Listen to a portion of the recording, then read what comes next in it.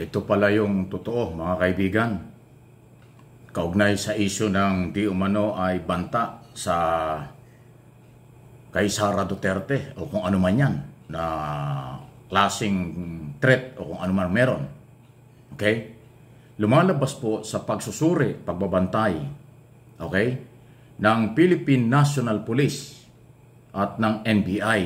Wala silang nakikita na basihan or matibay na kanilang sabihin na merong threat, merong nagbabanta sa buhay ng pangalawang Pangulo. Ito po ay taliwas at malayo dun sa sinasabi ni Sara Duterte na merong threat sa kanya at may nagbabanta sa kanyang buhay na ang tinuturing niya ay parang mga taga-kongreso or binanggit pa yata doon minsan na ang Speaker of the House daw. So, mula po noon, open na ang NBI at PNP sa office ni Vice President na makipag-ugnayan para mas malalim na masuri, mabantayan, malaman kung lehitimo o kung sino ang nagsasabing mayroong banta sa buhay ni Sara Duterte. Ay until now, wala naman pong natatanggap na malinaw na communication ang PNP at NBI at maging ang intelligence community ng ating gobyerno tungkol sa problema ni Sara Duterte. So ano ito? Pero sa pagsisikap at monitoring ng intelligence community ng gobyerno, napakalawak po niyan sa buong bansa yan, hindi lang sa Metro Manila. Wala silang nakikitang seryoso or katotohanan na merong nagbabanta sa buhay ng pangalawang Pangulo. So ano ito? Kasama ba ito ng mga drama na nagsimula pa dyan sa investigasyon sa Kongreso, na contempt yung kinontempt yung mga resource person ng Office of the Vice President dahil hindi nagsasabi ng totoo? Kasama ba yun o bahagi ba yun? So nagtatanong lang po tayo. Kasi pinaputok ng kampo ni Sara Duterte na meron threat sa kanya. Kaya nga siya daw ay nagbanta at nag-utos na pag nawala siya, yung buhay ng Pangulo, First Lady at ng Speaker of the House ay kanyang iniutos na kuhanin o kung ano man. Wala naman pala Wala naman palang malalim na pinanguhugutan. Ano ito? Kaya ko po ito tinatalakay, hindi naman tayo nagmamagaling kasi tayo ay Pilipino na dapat magmalasakit dahil ito pong isyong ito ay pumutok sa international community at nakakahiya tayo mga Pilipino dahil may ganyang banta umano sa buhay ng pangalawang Pangulo.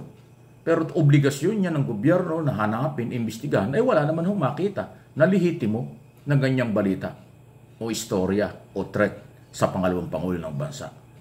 Diba? Yan kasi ang pinagbasihan ni Sara Duterte, kaya siya ay nag-utos doon sa taong kanyang pagkakatiwalaan, pinagkakatiwalaan para ho sa buhay ng Pangulo at ng Speaker of the House. Mabigat yan. Okay? At kung yung magugunita, hindi lang yan ang issue 300 hanggang 400 po ang security personnel, mga tauhan ni Sara Duterte, Vice President. Hindi pa ba sapat yun na magbigay sa kanya ng proteksyon?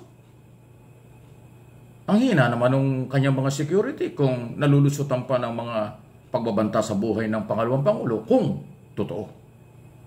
Ngayon, ang issue rito, nirelieve, pinalitan ang military at police component, pinagsamang security ng Office of the Vice President matapos isomon ng PNP ang mga police na naka-assign sa Office of the Vice President para imbestigahan, para alamin tungkol ho at saka military, tungkol dun sa issue naman ng confidential fund na di umano ayon kay Gina Acosta, budget officer ng Office of the Vice President, si Colonel Lachica ang pinagbigyan niya ng 125 million. At yung Colonel Nolasco ba yun o kung sino man chief doon sa Department of Education, siya rin ang tumanggap naman ng budget na 37.5 million. Sabi naman po nung si Mr. Edward Paharda. O diba, sila itinuturo So sa investigasyon ng PNP dapat talagang tanungin sila. Kaya sinomon. Kaya naman mabilis na nagbuo ng panibagong team sa pagitan ng military at police para italaga bilang bagong security ng pangalawang Pangulo. Ayan po yung nangyari. So, inuulit ko, Ano kaya po ang tunay na dahilan? O ano ba talaga ito? Kasi po nakakahiya tayo sa buong mundo kung ganito na mayroong threat sa Vice President na hindi naman pala totoo. Dahil kung totoo yan, dapat malinaw na. Ilang linggo nang pinag-uusapan ito. Ang lehitimo at active threat na itinuturing ng Law Enforcement Agency ng National Security Council, National Security ng bansa, ay yung banta at utos ng pangalawang Pangulo, Sara Duterte, sa buhay ng Pangulo, First Lady at ng Speaker of the House. Yan ang lehitimo. Kaya yung sinasabi ng mga pro-Duterte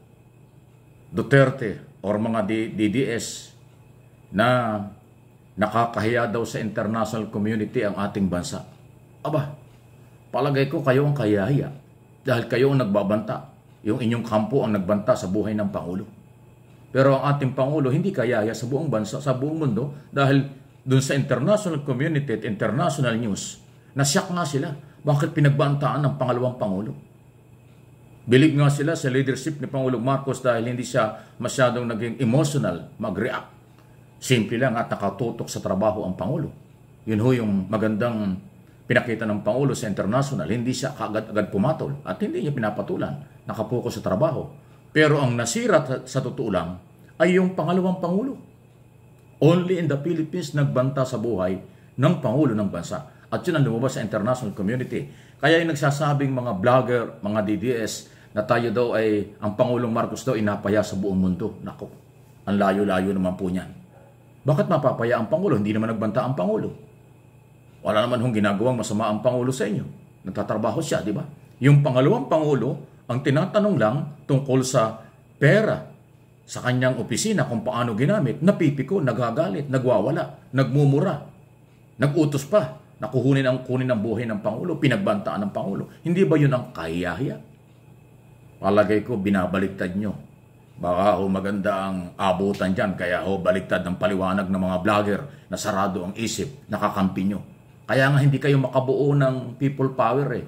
No people, no power kayo. Kasi yung inyong agenda at inyong mga ginagawa, malayo sa katotohanan at malayo sa kaisipan ng mamamayang Pilipino. Paano kayo susuportahan? O, di ba? Yan ang malinaw. Patuloy na panlilinlang, patuloy na panggagamit sa mga mahirap. Kayo ang gumagawa nun. Maawa na kayo sa bayan, magpapasko. Bigyan nyo ng tulong ang mga taong mahirap, pero huwag nyo gamitin sa inyong personal and political interest lang. Di ba? Yun eh. So, paki-like, subscribe, and follow. Okay? Pati na rin paki-share na po ninyo ang lahat ng mga video pinag-uusapan ko natin dito sa aking mga channel. Mike Abe Opinions at MA Pinoy TV.